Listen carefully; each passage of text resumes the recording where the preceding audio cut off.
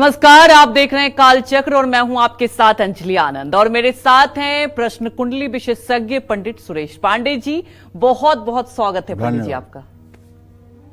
क्यों अधूरी रह जाती है आपकी पूजा? अधूरी पूजा के पीछे कहीं कोई राज तो नहीं? जानने के लिए देखिए कालचक्र। जी हाँ, हम सब पूजा पाठ करते हैं, लेकिन बहुत बार ऐसा होता है कि पूजा के आसन पर बैठते ही हमारा मन इधर उधर भटकने लगता है। हमें अपनी चिंताएं और रोजमर्रा के काम याद आने लगते हैं। जल्दी जल्दी पूजा करके हम उठ जाते हैं। कुछ लोग तो ऐसे भी होते हैं जो बिना आस्था के सिर्फ अपने फायदे और लालच के लिए पूजा करते हैं, जिसका परिणाम यह होता है कि ना तो हम विधि विधान से पूजा कर पाते हैं और ना ही हमें पूजा का पूरा फल मिलता है। ऐसा क्यों होता है? हमारी कौन सी आदतें और कौन से ग्रह इसके लिए जिम्मेदार हैं और किन बातों पर ध्यान देकर हम पूजा का पूरा फल पा सकते हैं, यही आज कालचक्र में पंडित जी हमें बताने वाले हैं। तो बने रहिए हमारे साथ, क्योंकि आप सभी पूजा पाठ करते हैं, लेकिन उसका पूरा फल कैसे मिले ये आपके लिए बहुत महत्वपूर्ण आज टॉपिक है। तो लगातार देखते रहिए कालचक्र के साथ आज। इसके अलावा अगर आपका कोई भी सवाल है तो आप हमें फोन भी कर सकते हैं। हमारा नंबर है 0120665241। तो सबसे पहले बात करते हैं उन लोगों की जो पूजा पाठ में आवंडर करते हैं, अपने लालच के लिए भगवान को याद करते हैं और फायदे के लिए भगवान को तरह तरह के प्रलोभन भी देते हैं। ऐसे लोगों पर कौन से ग्रहों का प्रभाव होता है, ऐसा करने से हमें कौन से दोष लगते हैं और किन उपायों से इन दोषों से हमें मुक्ति मिल जाती है, ये जानते हैं पंडित जी से। बताएं पंडित जी।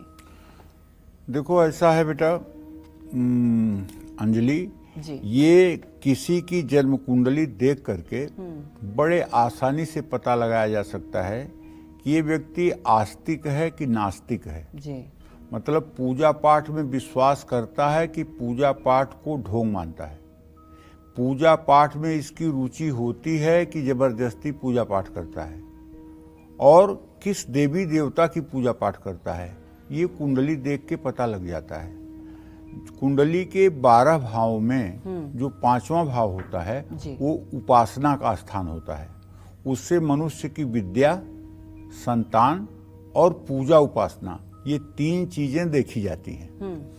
तो पंचम भाव में बैठे हुए ग्रह, पंचम भाव पर दृष्टि देने वाले ग्रह और पंचम भाव का अधिपति कैसा है, इसका जब मूल्यांकन किया जाता है तब पता चलता है कि ये व्यक्ति किसका उपासक होगा।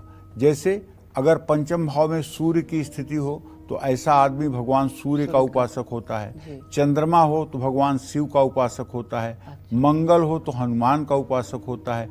बुध हो तो श्री हरि विष्णु और गणेश का उपासक होता है। बृहस्पति हो तो भगवान कृष्ण, राम और विष्णु का उपासक होता है। शुक्र हो तो ऐसा व्यक्ति देवियों का उपासक होता है। शनि हो तो महाकाली का उपासक होता है। राहु केतु हो तो तंत्र विद्या के देवी देवताओं की उपासना करता है या वाममार्गी देवियों की उपासना करता है, जैसे छिन्नमस्ता, धूमावती, इन देवियों की उपासना करता है। तो इस बात से ऐसे पता लगाया जा सकता है या तो स्थिति हो या तो दृष्टि हो।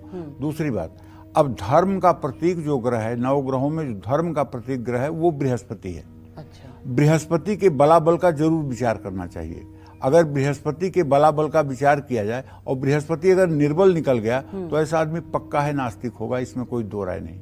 अच्छा। बृहस्पति अगर नीच राशि में, नीच के नवांश में है या पापक ग्रहों से पीड़ित है या राहु केतु से पीड़ित है तो ऐसा आदमी आस्तिक हो ही नहीं सकता है। पूजा पाठ में 2 मिनट के लिए बैठेगा, उसको उच्चाटन हो जाएगा। ठीक है। तो कहने का आशय है, कुछ लोगों की कुंडली में बृहस्पति नीच राशि का होता है। नीच राशि माने जहां 10 नंबर लिखा हुआ है कुंडली में आपके, अगर वहां बृहस्पति है तो नीच राशि में है।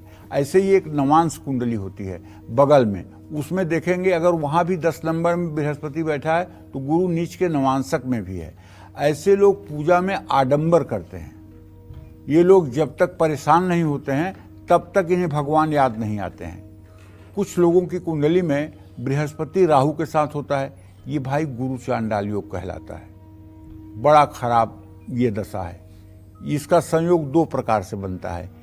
एक तो आपकी जन्म कुंडली में ही गुरु और राहु की युति है, और दूसरा आपकी बृहस्पति की महादशा में राहु की अंतर्दशा चल रही है, या राहु की महादशा में बृहस्पति की अंतर्दशा चल रही है, या बृहस्पति की महादशा में केतु की अंतर्दशा चल रही है, या केतु की महादशा में बृहस्पति की अंतर्दशा चल रही है, तब भी ये गुरु चांडाल योग प्रभावी होगा। और जिनकी कुंडलियों में ये योग है वो लोग एकदम बिलबिला जाते हैं, ऐसी प्रकृति मार मारती है कि बिलबिला जाते हैं। मैं इसका शर्तिया आपको इलाज अभी बता देता हूं, कहीं भूल ना जाऊं इसलिए बता देता हूं। आप जैसे सावन का महीना शुरू हो रहा है 22 तारीख से, इस सावन के महीने में किसी भी गुरुवार के दिन 3 लीटर गाय का दूध लेकर के किसी शिवालय में जाइए और योग्य ब्राह्मण से हाथ जोड़ करके आग्रह कीजिए कि वो आपका रुद्राभिषेक करा दें। और एक रुद्राभिषेक बहुत विधि विधान से आप शिवालय में या शिव मंदिर में संपन्न करिए, और अपने साथ कम से कम 1 ग्राम सोने का सिक्का लेकर के जाइए, और वो सोने का सिक्का दक्षिणा के रूप में दान दे दीजिए। जैसे बटन दबाने पर पंखा चालू हो जाता है, जितना देर लगती है उतने ही देर में स्वर्णदान करने के बाद आपकी मनोकामना और मनोरथ पूरे होने शुरू हो जाएंगे।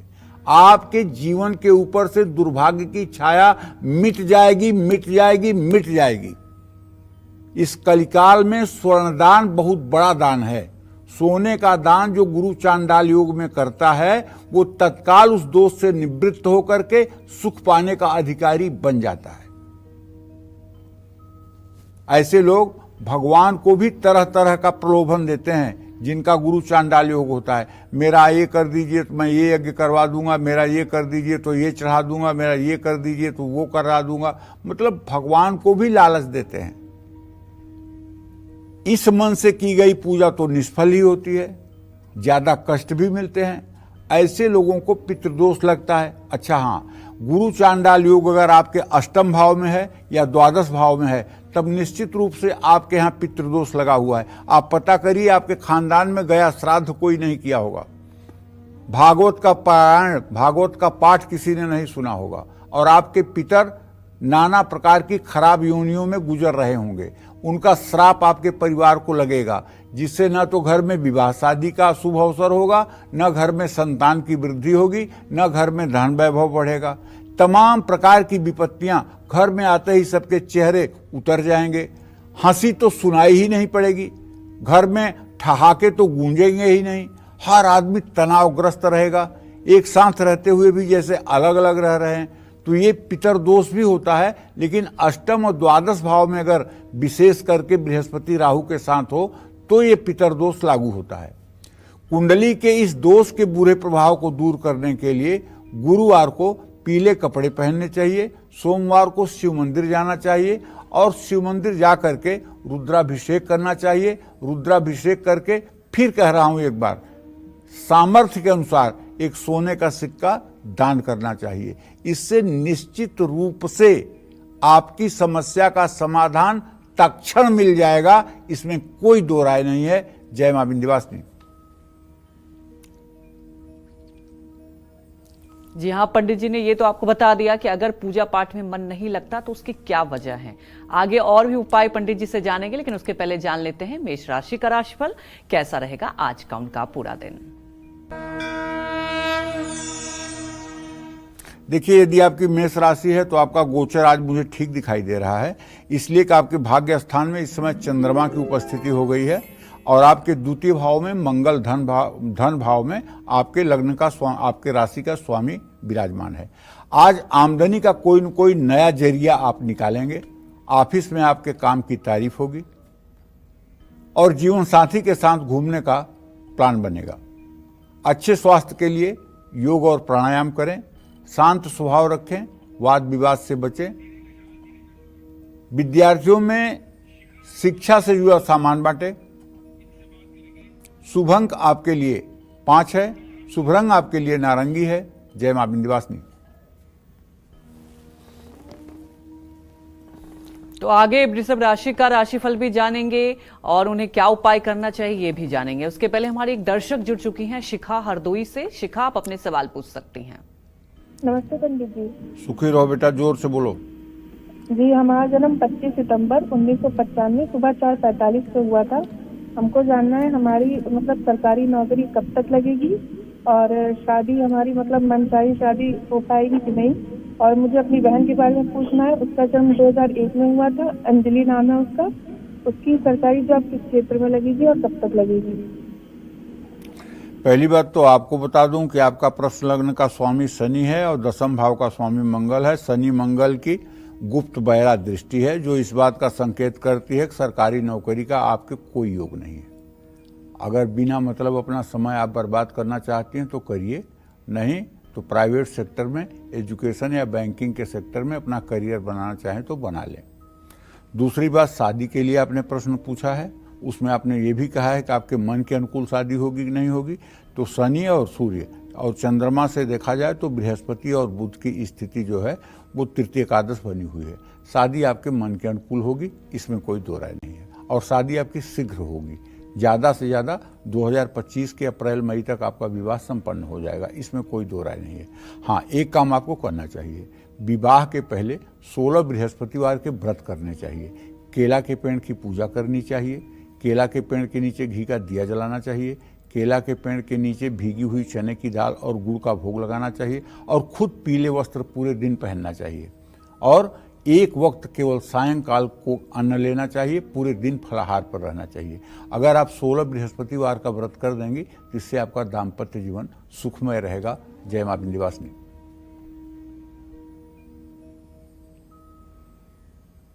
तब जानेंगे वृषभ राशि का राशिफल कैसा रहेगा आज का उनका पूरा दिन।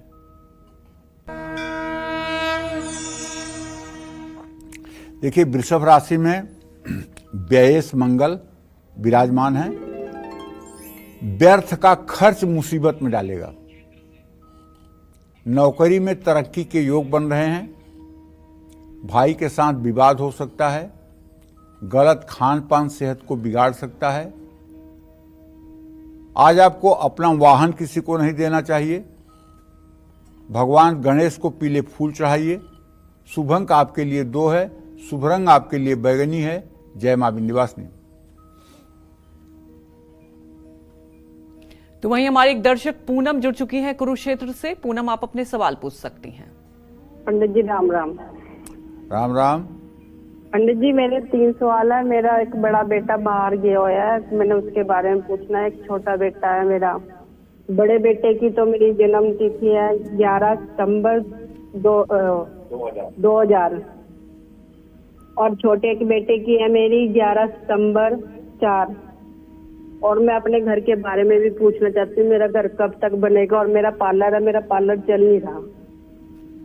चलिए पूनम जी, पहले प्रश्न का उत्तर तो ये है कि आपके पुत्र भाव का स्वामी शनि हुआ। द्वितीय और सप्तम के स्वामी क्रमशः चंद्रमा और शनि हुए। चंद्रमा शनि का इत्तिसाल है।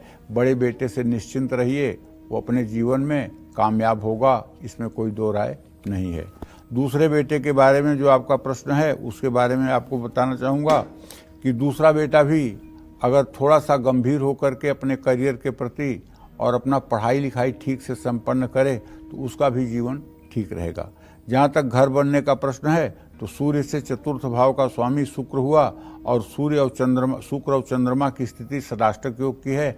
अभी आपके घर की फाइनेंशियल कंडीशन इतनी अच्छी नहीं है कि आप घर बना पाएं। आपको घर बनाने में 2.5 से 3 साल का समय लग सकता है। समय का इंतजार करिए, या विश्वकर्मा जी का चित्र ले आकर के अपने घर के पूजा स्थान में लगाइए, और विश्वकर्मा जी के चित्र की रोज पूजा करिए। उनके चित्र के सामने रोज घी का दिया जलाइए, इससे आपको घर मिलने में आसानी होगी। और ये 3 उपाय अगर आप करेंगे तो निश्चित रूप से आपको लाभ मिलेगा। जहाँ तक आपके पार्लर चलने का सवाल है तो दसम भाव में बैठा हुआ है शनि। आपको बता दूं कि आप अपने पार्लर में एक बार फिर से पेंट करवा दें। मुझे जो लग रहा है कि आपके पार्लर में वास्तु दोष तगड़ा वाला है। अगर आप अपने पार्लर को पेंट करवा दें, खास करके पिंक कलर से पेंट करवा दें, तो आपके पार्लर में सुधार हो जाएगा। वहाँ आने वाले ग्राहक लगातार निरंतर आते रहेंगे। जय मां विंध्यवासिनी। तो पंडित जी ने ये आपको पहले ही बताया कि ग्रहों की वजह से आपका पूजा पाठ में मन नहीं लगता। तो पंडित जी, अगर बात की जाए तो किन ग्रहों की वजह से लोगों की कुंडली में जब होता है उनका मन नहीं लगता, कैसी स्थिति रहती है? जो आराधना की बात की जाए तो मन नहीं लगता, आस्था में मन नहीं लगता, क्या उपाय करें जिससे पूजा सफल हो, क्योंकि ऐसे लोगों की पूजा तो सफल नहीं हो पाती। देखो, फिर से एक बार बताना चाहूंगा जी। बेटा, पंचम भाव जो है ये पूजा उपासना का भाव है, लेकिन नौवां भाव जो है ये धर्म का भाव है। कुंडली में जो भाग्य भाव होता है वो नौवां भाव कहलाता है, वो धर्म का स्थान है। कोई व्यक्ति कितना धार्मिक है और कितना सात्विक है, कितना नेक नियत है, ये जानने के लिए नवम भाव का ही अध्ययन करना पड़ेगा। पूजा किसकी करेगा ये तो पांचवें भाव से आपको पता चल जाएगा, लेकिन व्यक्ति धार्मिक होगा कि आडंबरी होगा कि आध्यात्मिक होगा, उसका गुरु कैसा होगा, गुरु से उसको उन्नति प्राप्त होगी कि गुरु से उसकी अवनति हो जाएगी, ये सब बात नौवें भाव से विचार किया जाता है। अगर नौवें भाव में बकरी गुरु हो तो वो पूजा में रुकावट पैदा करता है। ऐसी स्थिति में व्यक्ति का पूजा में मन ही नहीं लगता है। ऐसे लोगों का वैवाहिक जीवन भी ठीक नहीं रहता है। कुंडली में नौवें भाव का बकरी शनि भी पूजा में परेशानियां खड़ी करता है। या नवम भाव का स्वामी दसम भाव में बैठ जाए, ये एक प्रकार से राजयोग भी है, लेकिन फिर भी ऐसे व्यक्ति का पूजा में मन नहीं लगता है। ऐसे व्यक्ति का पूरा जीवन ही गृहस्थ और सन्यास के बीच झूलता रहता है। ऐसे लोग न तो सदगृहस्थ बन पाते हैं न अच्छे सन्यासी बन पाते हैं। ऐसे लोगों को चाहिए बैल या गाय के बछड़े को गुड़ खिलाएं, मंगलवार के दिन हनुमान मंदिर में सिंदूर और चमेली के तेल का दान करें, निश्चित रूप से इससे सुधार होगा। लेकिन सबसे बड़ी बात अच्छी तरह से जान लीजिए कि अगर आपके भाग्य स्थान में नीच का बृहस्पति नीच के नवांश में हो तो ऐसे लोगों को किसी मनुष्य को अपना गुरु नहीं बनाना चाहिए। कहते हैं बिना गुरु मुक्ति नहीं होती है, ये बात सच है, लेकिन ऐसे लोगों को कभी अपना गुरु नहीं बनाना चाहिए। ऐसे लोगों को गुरु बनाने के लिए राम कृष्ण हरि में किसी देवता में अपना गुरु तो देख लेना चाहिए। उन्हीं को अपना मानसिक गुरु मान करके अपनी पूजा आराधना साधना करनी चाहिए। जगत वंदे कृष्णम जगत गुरुम, इस संसार के संपूर्ण चराचर जगत के गुरुदेव अगर कोई हैं तो वो हैं भगवान श्री कृष्ण। अगर कोई मनुष्य आपका गुरु नहीं है तो आप भगवान श्री कृष्ण को अपना गुरु मान करके, उनको साक्षी मान करके आप अपने जीवन में यदि कर्म करेंगे, पूजा उपासना में मन लगाएंगे तो आपको सफलता भी मिलेगी और आपकी सद्गति भी होगी।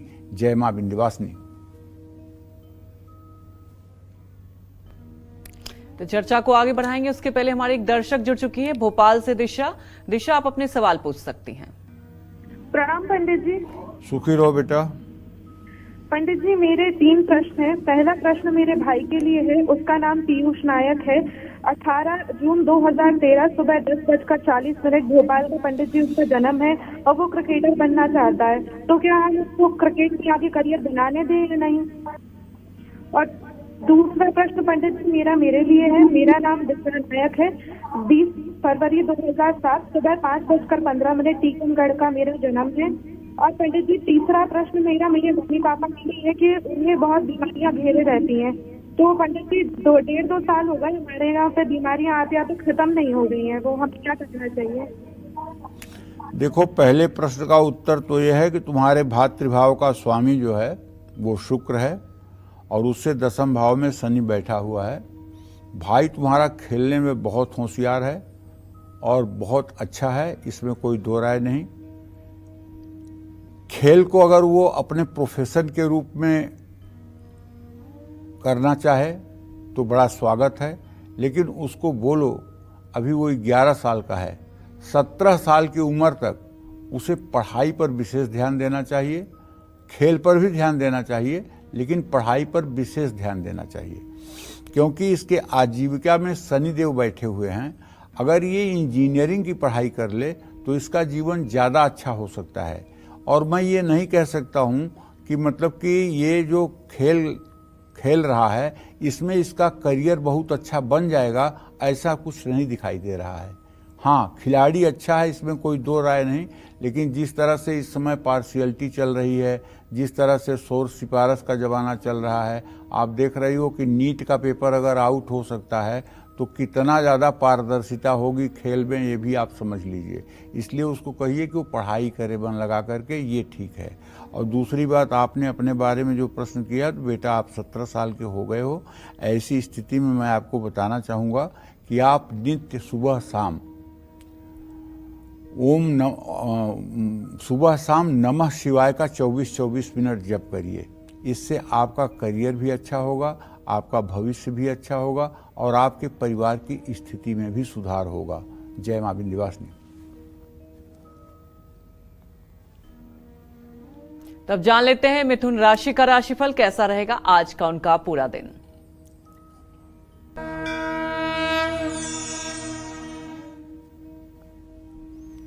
देखिए, ऐसी स्थिति में बताना चाहूंगा कि अगर आपकी मिथुन राशि है तो आपके द्वितीय भाव में सूर्य शुक्र के साथ है और धनेश चंद्रमा सप्तम भाव में अपने भाव से सदाष्टक योग बना रहा है, 6वां 8वां योग बना रहा है, खडाष्टक योग। आमदनी और खर्च पर संतुलन बना के रखिए। ऑफिस में अपनी गलतियों को स्वीकार कर लीजिए। ज़्यादा गुस्सा रिश्तों को बिगाड़ सकता है। दांत में दर्द की समस्या हो सकती है। उधार न दें, पैसा फंस सकता है। काले कुत्ते को रोटी खिलाएं। शुभ अंक आपके लिए 3 है। शुभ रंग आपके लिए आसमानी है। जय मां विंध्यवासिनी।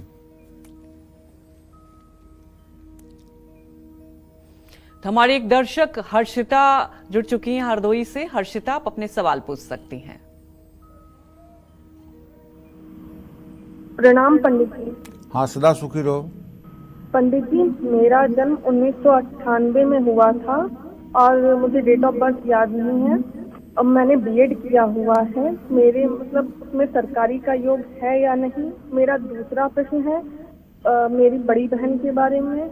उनका जन्म 25 सितंबर 1995 में हुआ था। उनका नाम शिखा वर्मा है। उन्होंने भी बीटीसी किया हुआ है। क्या हम दोनों की जिंदगी में सरकारी नौकरी का योग है या नहीं? देखो, ऐसा है हर्षिता, आपके आजीविका भाव का स्वामी मंगल और लग्न का स्वामी चंद्रमा, मंगल चंद्रमा का सदाष्टक योग बन रहा है। मुझे जहां तक अनुमान लग रहा है कि 2025 के अंत और 2026 के प्रारंभ में आपको नौकरी मिलने का योग है, लेकिन ये सरकारी नौकरी ही होगी ये नहीं कहा जा सकता, और एजुकेशन से ही रिलेटेड जॉब आपको मिलेगी। जो आपने अपनी बहन के बारे में प्रश्न पूछा है, तो हर्षिता एक बात आप जान लीजिए कि आपके बड़ी बहन का स्वामी हुआ बृहस्पति, इससे जीविका भाव का स्वामी हुआ बुध। बुध बृहस्पति दोनों का इस समय चतुर्थ दशम मतलब गुप्त बहरा दृष्टि हो रही है, और इन्होंने बीटीसी जरूर किया है, लेकिन मुझे जहाँ तक लगता है कि इनको भी सरकारी नौकरी का योग नहीं है। अगर ये प्राइवेट सेक्टर में प्रयास करें तो इनके लिए उचित होगा। जय मां विंध्यवासिनी।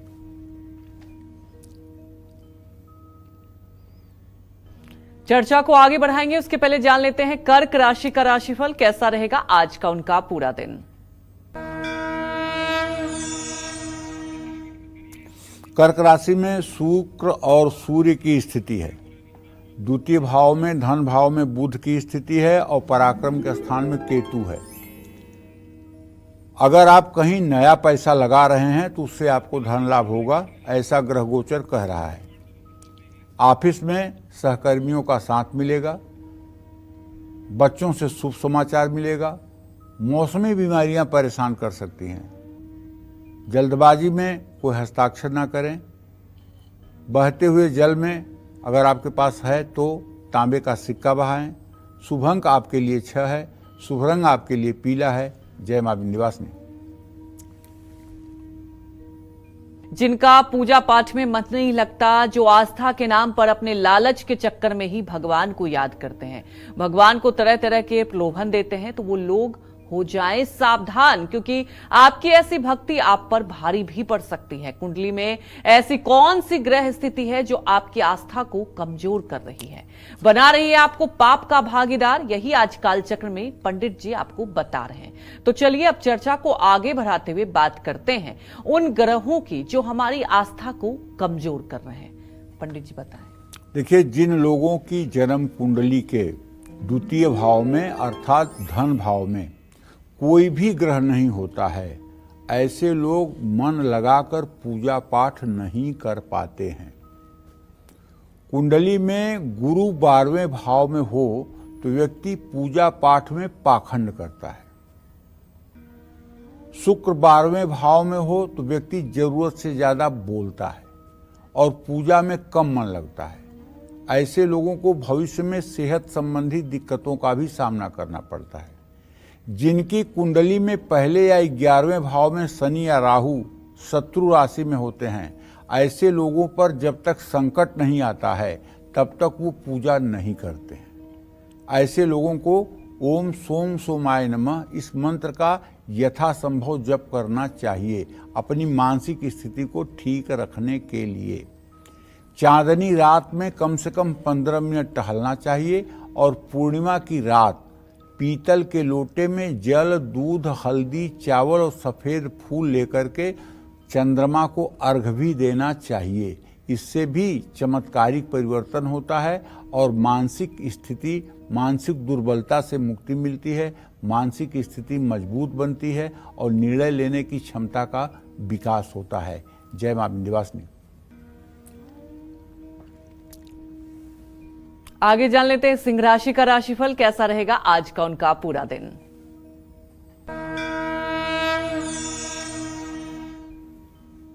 देखिए, सिंह राशि में इस समय बुध ग्रह की स्थिति है और बुध ग्रह जो है धन भाव का स्वामी होकर के है, तो धन के आवागमन का योग तो दिखाई दे रहा है और सेविंग्स भी आप कर पाएंगे, बचत भी आप कर पाएंगे। लेकिन मेरा एक सुझाव है कि अगर आप नौकरी करते हैं तो अब जिसके मातहत आप नौकरी करते हैं, जो आपके उच्च अधिकारी हैं, उनसे किसी तरह का वाद विवाद करने की कोशिश ना करें। घर में आपके अतिथियों का आगमन हो सकता है, त्वचा संबंधी कोई समस्या हो सकती है, बैंक खाते से जुड़ी कोई गुप्त बातें किसी के बहकावे में आकर के साझा न करें। छोटी कन्याओं में हो सके तो वस्त्र का दान करें। शुभ अंक आपके लिए 5 है, शुभ रंग आपके लिए लाल है। जय मां विंध्यवासिनी। चर्चा को आगे बढ़ाएंगे, वहीं हमारे एक दर्शक जुड़ चुकी हैं संगीता जबलपुर से। संगीता, आप अपने सवाल पूछ सकती हैं। वहीं हमारे एक दूसरी दर्शक कटनी से सरिता जुड़ चुकी हैं, मध्य प्रदेश की रहने वाली हैं। सरिता, आप अपने सवाल पूछ सकती हैं। हेलो। हाँ बोलिए। चरण स्पर्श गुरुजी। हाँ, सुखी रहिए। गुरुजी, मेरी 2 बेटियां हैं और मेरे यहाँ पता नहीं क्या समस्या है। मेरे मतलब 2-3 साल पहले मेरे सास ससुर पति देवर सब लोग खत्म हो गए और मेरी तबीयत खराब बनी रहती है। और मेरे बच्चों का भविष्य कैसा रहेगा? बड़ी वाली बेटी का है 3 अप्रैल 2003 का जन्म है और छोटी वाली का है 10/11/2008। देखो, ऐसा है कि जो मैं देख पा रहा हूं उसके आधार पे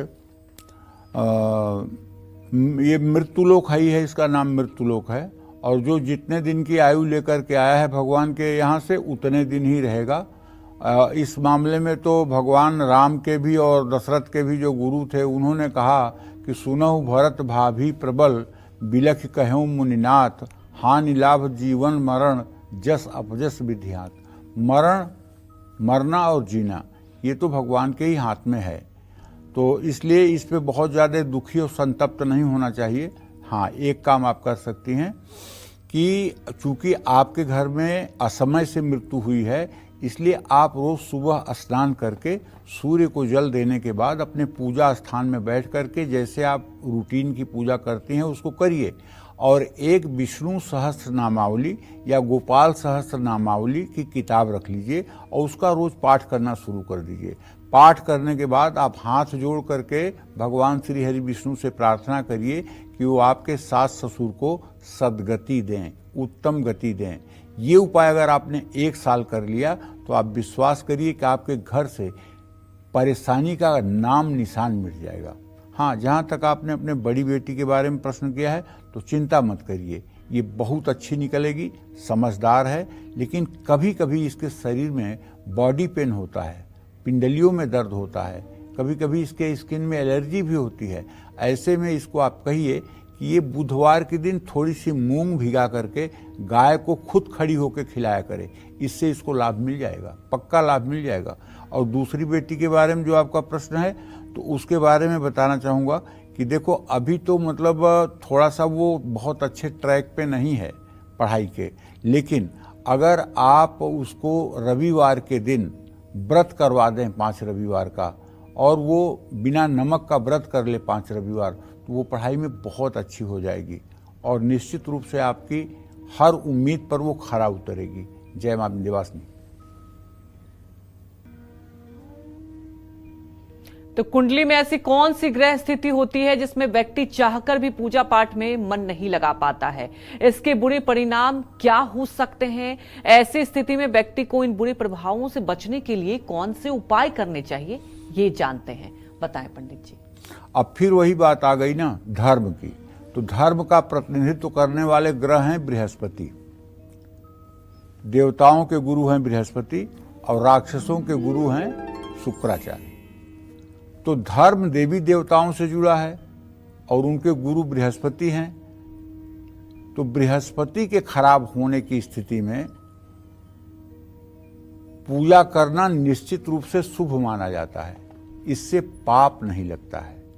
कुंडली में बृहस्पति और चंद्रमा के ठीक नहीं होने पर व्यक्ति चाहते हुए भी पूजा कर पाने में असफल हो जाता है। ऐसे लोगों को नौकरी, प्रतिष्ठा, गृहस्थी और स्वास्थ्य से जुड़ी समस्याएं आती रहती हैं। कुंडली में चंद्रमा के नीच राशि में होने की स्थिति में पूजा करने से रोका जा सकता है। ये गलत धारणा है कि चंद्रमा के नीच की स्थिति में होने के कारण भगवान शिव की आराधना नहीं की जाती है, मैं कह रहा हूं। पूजा बंद करना बहुत गलत धारणा है। और अब कुछ लोग सनातन धर्म को नुकसान पहुंचाने के लिए एक विशेष किताब की सहायता से उनके पास जो लोग जाते हैं उनको कहते हैं कि आप अपने घर से पूजा स्थान हटा दें, आप अपने घर से देवी देवताओं की मूर्ति हटा दें, आप अपने घर में घंटी न बजाएं, आप अपने घर में दिया न जलाएं, आप अपने घर में ज्योति न जलाएं। ये जानते हैं बहुत बारीकी से सनातन धर्म पर कुठाराघात है और धर्म का आडंबर ओढ़ करके ये है। मतलब हम आपके ही बीच में घुस करके आपके अंदर विस्फोट कर रहे हैं। आपको विश्वास होगा नहीं, ये तो मेरे साथ ही चलने वाला है, लेकिन आपको पता नहीं है कि उसके इरादे कितने गंदे हैं, वो क्या करना चाहता है। देखिए, ये देश जो है जोरावर और फतेह बहादुर का है, जो दीवारों में चुन गए हंसते हंसते, लेकिन अपना धर्म नहीं परिवर्तित किया। आपको कौन सा ऐसा लाभ मिल जाएगा पूजा बंद करने से, भगवान को न मानने से, नास्तिक बनने से?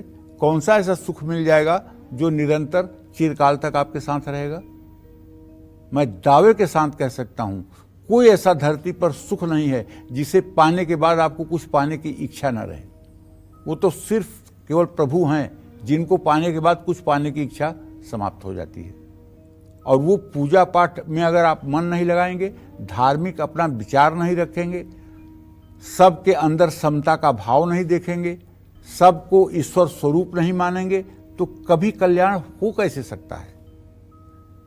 तो एक विशेष किताब को लेकर के पंडिताई करने वाले जो लोग हैं वो कहते हैं आप पूजा करते हैं इसीलिए तो आपका सब गड़बड़ हो रहा है।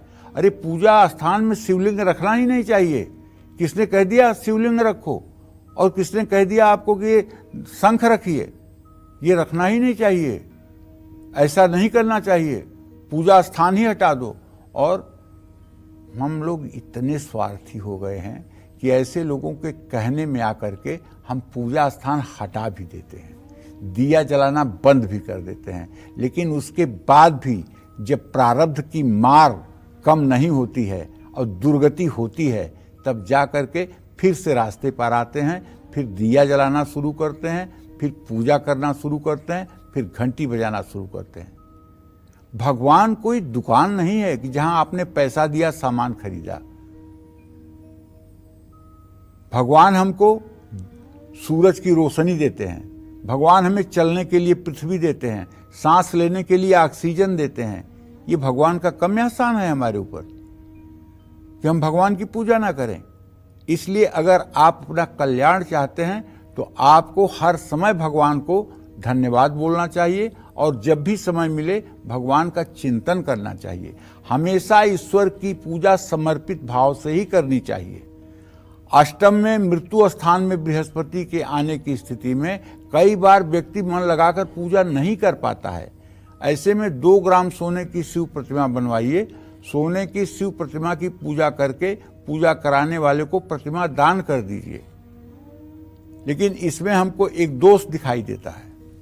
वो दोष ये है कि जिसको आप दान कर देंगे वो शिव प्रतिमा ले जा करके वो गलवाएगा, सोने को गलवाएगा या बेचेगा, तो शिव प्रतिमा को गलाना भी तो दोष हुआ।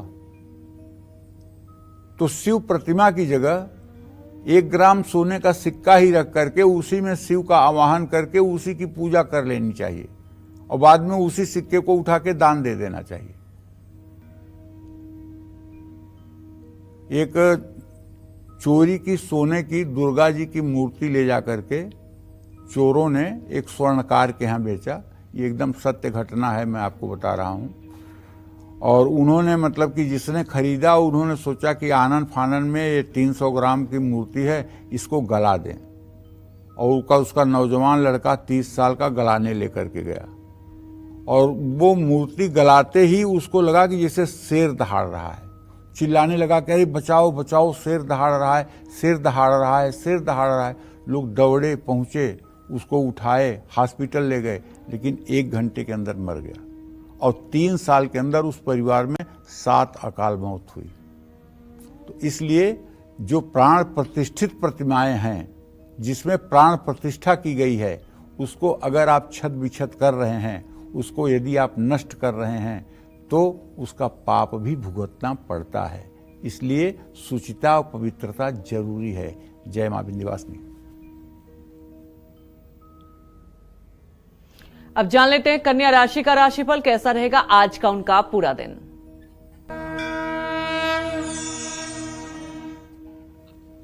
देखिए, कन्या राशि के जातकों को बताना चाहूंगा,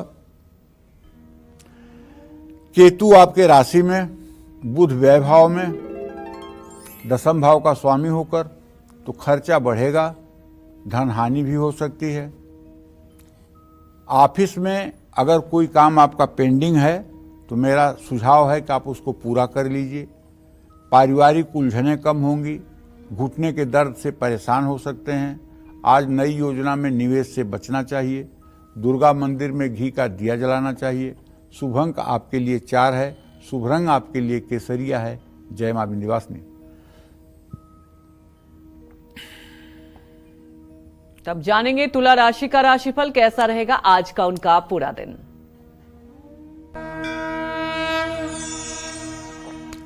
तुला राशि के जातकों को बताना चाहूंगा कि आपके गमन भाव में इस समय कोई ग्रह नहीं है। चंद्रमा की दृष्टि जरूर है।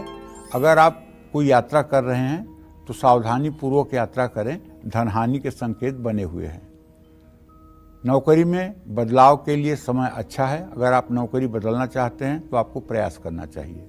धैर्य रखें, बिगड़े रिश्तों में भी सुधार होगा। आंखों से संबंधित कोई समस्या हो सकती है। जल्दबाजी में कोई प्रॉपर्टी बिना बहुत जाने परखे नहीं खरीदना चाहिए।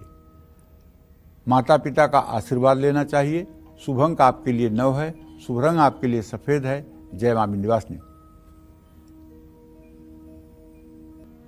तो क्या आप भी पूजा पाठ से अपना जी चुराते हैं? हर रोज भगवान को याद ना करके अपने मतलब के मुताबिक ही पूजा करते हैं? तो आपके साथ ऐसा क्यों हो रहा है और इस स्थिति से बचने के लिए आपको उपाय क्या करने चाहिए, ये जानते हैं, बताएं पंडित जी।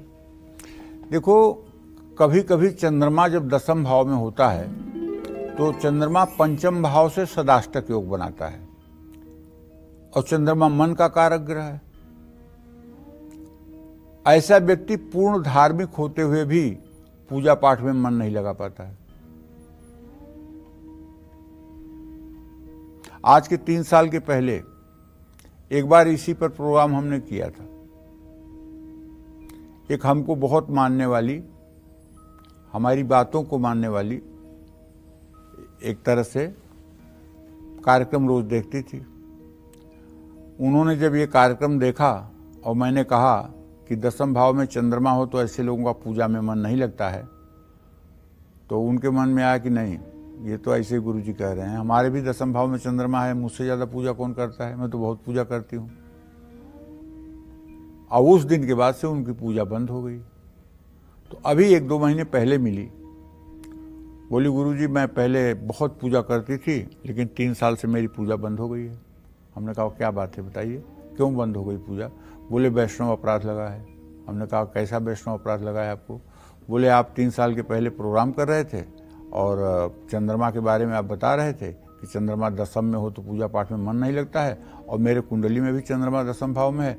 मैंने सोचा कि अरे गुरुजी ऐसे कैसे कह रहे हैं, ये तो मतलब कि हमारे कुंडली में भी दसम भाव में चंद्रमा है, मैं तो इतना पूजा पाठ करती हूँ। तो बस उस दिन से और आज का दिन 3 साल हो गया मैं पूजा स्थान में बैठ नहीं पाई हूँ। तो हमने कहा आओ, तुम्हें वैष्णव अपराध अगर हमारा लगा तो मैं तुम्हें आपको क्षमा करता हूँ और माँ विंध्यवासिनी से प्रार्थना करता हूँ तुम्हारी पूजा पुनः शुरू हो जाए। तो फिर से उनकी पूजा शुरू हो गई। देखिए, वैष्णव अपराध बहुत तेज लगता है। किसी साधु संत या किसी पवित्र व्यक्ति के बारे में अगर आपने गलत विचार बना लिया तो निश्चित है कि आपकी पूजा प्रभावित हो जाएगी। किसी साधु संत की बात को सुन करके उसको आपने अपने मन में फिल्टर करना शुरू कर दिया कि ये सही है, ये गलत है, ये ऐसा नहीं होना चाहिए, ये ऐसा होना चाहिए। किसी सिद्ध संत की बातों को सुन करके अगर आपने ऐसा करना शुरू कर दिया तो ये वैष्णव अपराध बनता है। और वैष्णव अपराध का पहला फल होता है कि आदमी मतलब कि उदासीन हो जाता है, उसका पूजा पाठ में मन ही नहीं लगता है। मन हर समय व्यग्र और बेचैन रहता है, या तो गलत खान पान से, या कुसंग से, या वैष्णव अपराध से। 3 कारणों से ही मनुष्य का पूजा पाठ से उच्चाटन होता है। इस बात का ध्यान रखना चाहिए। पूजा पाठ से जो जी चुराता है लेकिन दान पुण्य में बढ़ चढ़ कर हिस्सा लेता है। ज्योतिष शास्त्र में पंचम भाव को उपासना का स्थान माना गया है, जैसा कि मैं हर समय बताता हूँ। पंचम भाव पर पापक ग्रहों की दृष्टि पूजा में मन नहीं लगने देती है। व्यय भाव का चंद्रमा भी पूजा में मन नहीं लगने देता है। 5वें भाव का स्वामी 6ठे भाव में और 6ठे भाव का स्वामी 5वें भाव में हो तो ऐसा व्यक्ति कभी पूजा पाठ में मन नहीं लगा पाता है। शरीर भाव का स्वामी अगर पूजा स्थान में हो और पूजा स्थान का स्वामी अगर शरीर भाव में हो, ऐसा व्यक्ति पूर्ण आस्तिक और शास्त्र सम्मत पूजा विधि विधान से संपन्न करता है। बृहस्पति और चंद्रमा की अच्छी स्थिति होने पर उत्तम गुरु मिलता है। ऐसी स्थिति में व्यक्ति अच्छी पूजा कर पाता है। पूजा पाठ में मन लगाने के लिए ज़्यादा से ज़्यादा धार्मिक पुस्तकों का स्वाध्याय करना चाहिए। जय मां विंध्यवासिनी। तब आगे जान लेते हैं वृश्चिक राशि का राशिफल कैसा रहेगा आज का, उनका पूरा दिन, क्या कुछ उनको खास उपाय करने चाहिए।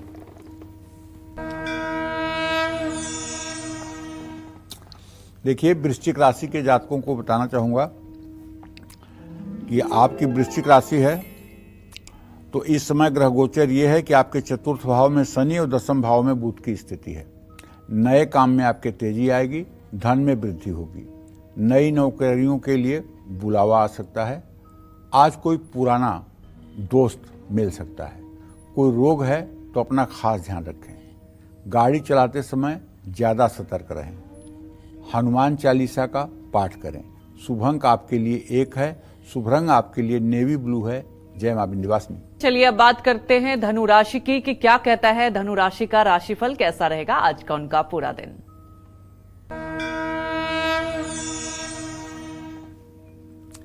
देखिए, धनु राशि के जातकों को बताना चाहूँगा कि बृहस्पति की स्थिति देखते हुए तो यही कहा जा सकता है कि व्यर्थ का खर्च जो है आपको मुसीबत में डाल सकता है। दूसरी बात ये कहूँगा कि ऑफिस में नई जिम्मेदारियां मिल सकती हैं। परिवार का साथ आपको आगे बढ़ाएगा। आज स्वास्थ्य अच्छा रहेगा।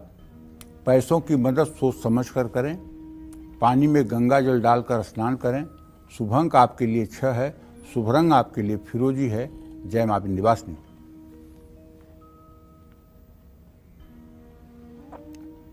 तो चलिए अब बात कर लेते हैं मकर राशि वालों के बारे में, जानते हैं आज उनका भाग्य कितना मजबूत है।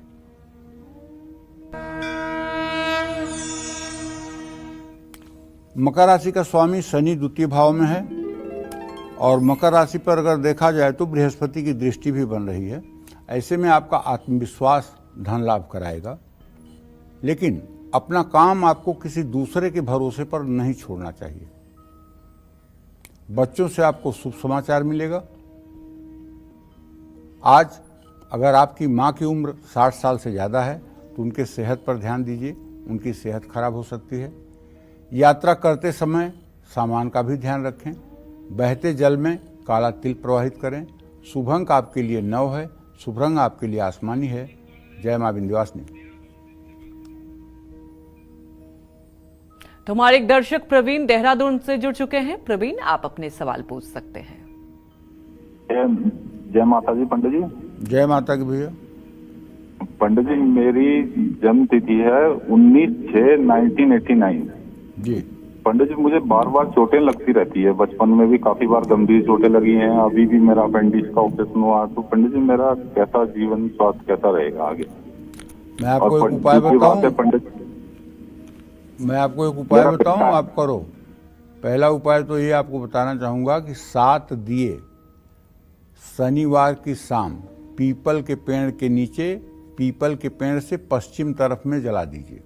7 दिए सरसों के तेल का, मिट्टी के दिए, और 7 दिए के पास एक एक पान का पत्ता और एक एक बतासा रख दीजिए और एक एक रुपए का सिक्का रख दीजिए, या 2 रुपए का, 5 रुपए का सिक्का अपनी सामर्थ्य के अनुसार रख दीजिए और पीपल की 7 परिक्रमा कर लीजिए।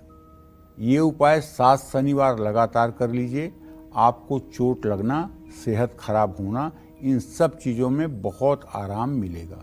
दूसरी बात, जब भी शनिवार के दिन आपको मौका मिले, जरा सा भी मौका मिले, तो आप सुंदरकांड का पाठ अगर कर लें तो इससे भी आपके जीवन में कभी परेशानी नहीं आएगी। हनुमान जी की पूजा उपासना भी आपके लिए लाभकारी होगी। जय मां विंध्यवासिनी। तो चलिए अब बात कर लेते हैं कुंभ राशि वालों की और जानते हैं आज उनका भाग्य कितना मजबूत है।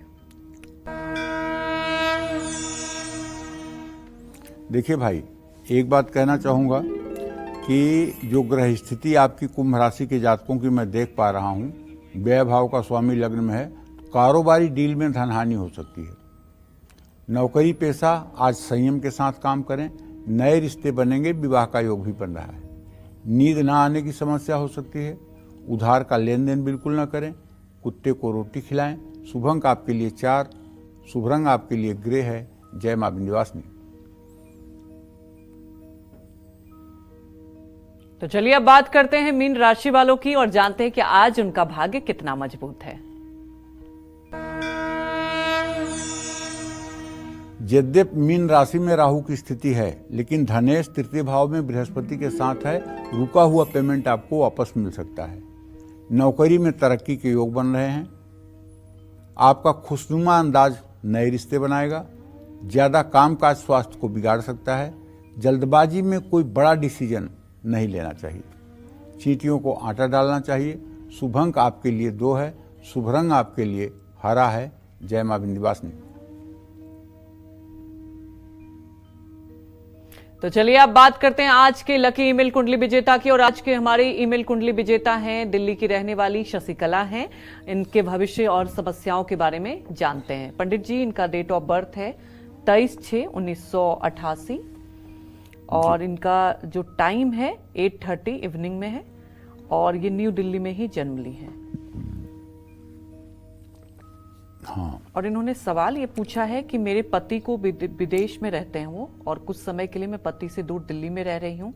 ये बताएं कि वो विदेश कब जाएंगी। उन्होंने दूसरा भी सवाल पूछा है पंडित जी कि अब तक बच्चे नहीं हुए हैं, क्या मैं मां बन पाऊंगी? कृपया उपाय बताएं। देखो, पहले प्रश्न का जवाब तो ये है कि 4 फरवरी 2025 से लेकर के अप्रैल मई 2025 तक आपका विदेश गमन हो जाएगा, इसमें कोई संशय नहीं है, आप विदेश चली जाएंगी। दूसरे प्रश्न का जवाब ये है संतान भाव का कि मंगल राहु के साथ है, संतान योग भी आपका अच्छा है, इसमें कोई दो राय नहीं है। लेकिन संतान प्राप्ति के लिए अगर आप रोज संतान गोपाल मंत्र का पाठ करें, जप करें, तो उससे आपको लाभ मिलेगा। जय मां विंध्यवासिनी। हमारे एक दर्शक जुड़ चुके हैं जयपुर से, दारा सिंह। दारा सिंह, आप अपने सवाल पूछ सकते हैं। पंडित जी, हाँ, सदा सुखी। पंडित जी, मैं एक तो प्रश्न मेरे क्या है, परिवार में बड़ा ही लग रहा है। तो मेरी 30 साल की उम्र हुई थी, उसके बाद बच्चे हुए और कोई बढ़ोतरी आगे नहीं है। अब बच्चा है, अब 30 साल का हो गया, 23 जुलाई 92 का उसका जन्म है। अभी उसकी शादी नहीं हुई है, उसका क्या योग हो गया, आगे परिवार कैसा चलेगा?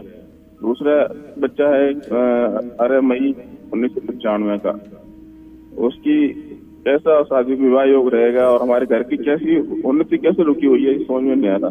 क्या दोष है, क्या नहीं है, ये बताओ। देखो, ऐसा है भैया, आपके द्वितीय सप्तम भाव के स्वामी मंगल बुध की स्थिति जो है प्रश्नकाल में, वो बहुत अच्छी नहीं दिखाई दे रही है, जिसके कारण आप प्रयास तो कर रहे हैं, आपके प्रयास में कोई कमी नहीं है, लेकिन जिस तरह से रिजल्ट आना चाहिए उस तरह से रिजल्ट आ नहीं पा रहा है।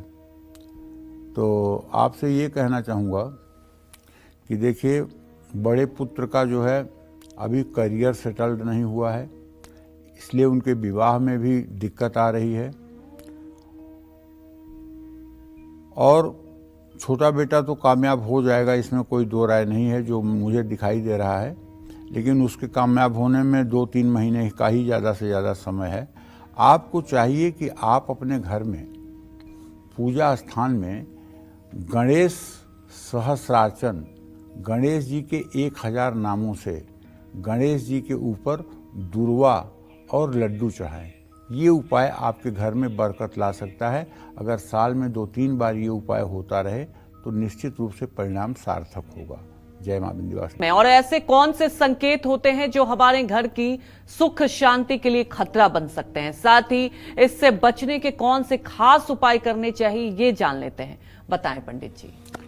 देखो, घर से अचानक वस्तुओं का गायब होना और फिर उनका अपने आप ही मिल जाना, घर में किसी अपरिचित वस्तु का मिलना भी घर पर नेगेटिविटी होने या किसी बुरे साये के होने का संकेत है।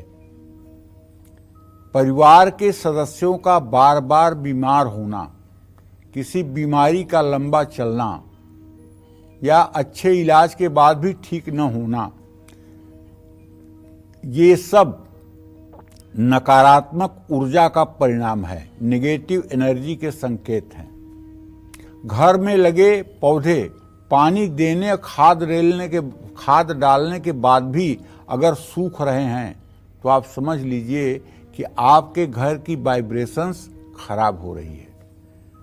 घर में पालतू जानवरों का बेचैन रहना, बीमार पड़ जाना, अगर घर में पालतू कुत्ता है तो डर के मारे बार बार वो गेट से भाग करके घर के अंदर आए, खिड़की से देख करके घर के अंदर भाग के आए, तो आप समझ लीजिएगा कि कुछ बहुत भयंकर नेगेटिविटी इस समय आपके घर पे चल रही है। ये अशुभ संकेत है। तो रात में सुकून भरी नींद न आना और बेचैनी बढ़ना, नेगेटिव एनर्जी होना, ये सब अशुभ संकेत है। ऐसा अगर महसूस हो तो आपको क्या करना चाहिए मैं बताता हूँ। सुबह और शाम के समय घर के अंदर कपूर में 2-3 लौंग डालकर नियमित रूप से जलाएं। घर में अगरबत्ती जलाना बंद कर दें, क्योंकि उसमें बांस होता है, इसकी जगह धूप बत्ती जलाएं। पूरे घर में गौमूत्र और गंगा जल का छिड़काव करें। हर रोज घर में नमक के पानी का पोछा लगाएं। घर के कोनों में 1-1 चुटकी नमक रख दें। हनुमान जी और माँ दुर्गा की आराधना करें। अपने इष्ट देव, पितरों और गुरु का नियमित ध्यान करें। जय मां विंध्यवासिनी। पंडित जी, हमारे दर्शकों को इतनी महत्वपूर्ण जानकारी दी, आपका बहुत बहुत धन्यवाद। उम्मीद यही करते हैं कि आपको भी आज का हमारा विषय बहुत पसंद आया होगा। कल फिर एक नए विषय और आपकी परेशानियों को दूर करने के लिए ढेरों उपाय लेकर आएंगे हम पंडित सुरेश पांडे जी के साथ। तब तक कालचक्र की पूरी टीम को आप अनुमति दीजिए। नमस्कार।